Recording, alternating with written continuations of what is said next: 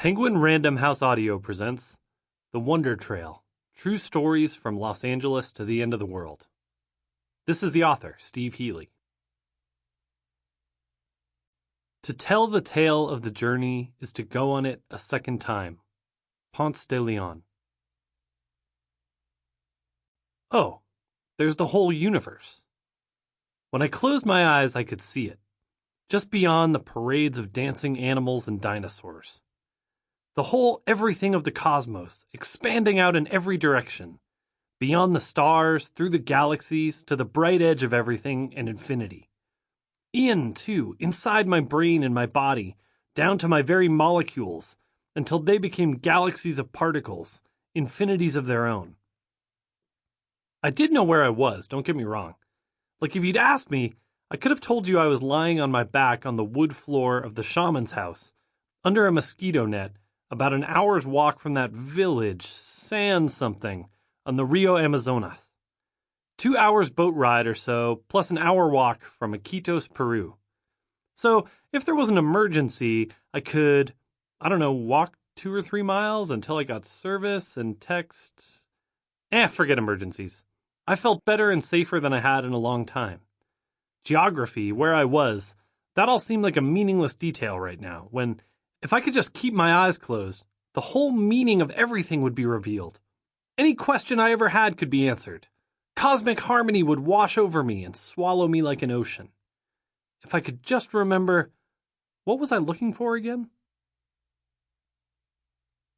What kind of book is this? This is the story of a trip from Los Angeles to Patagonia. True tales and stories and adventures collected by a traveler. As long as there have been books, this has been a kind of book. Who should read or listen to this book? Anyone taking a trip. People who would like to take a trip but can't, because they're stuck, like at work or in a waiting room someplace, or at home with their kids, but wish they could take a trip. Anyone who can happily remember taking a trip. Or anyone who hates taking trips. They can read or listen to it, laugh at the discomfort of the traveler, and experience the best parts of a trip without ever even getting up.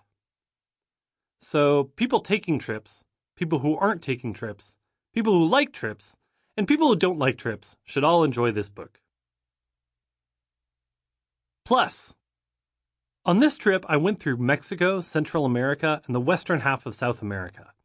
So this book should also appeal to people who don't know much about the places south of the United States but are curious. People who know a lot about that part of the world should also read or listen to this book, so they can scoff at my many naive impressions and misunderstandings. So, people who do or do not know a lot about Latin America should also read or listen to this book. Plus, just general fans of books. Or people who are new to books. Why not start with this one? Also, young adults. Young adults read and listen to a lot of books, I'm told. Teens and preteens. This could be a good one for them. I write at a level suitable for a clever 10-year-old. The Beginning, Los Angeles. A travel book. There were stories like this before there were books. I'll bet you the cave paintings they find in France, all those bison and horses running around, those were illustrations for tales of trips. Maybe they also served as base camp for kinds of mental or spiritual trips, shamanic trips, practice trips. What we call humans climbed out of the trees 2 million years ago, let's say, in eastern Africa.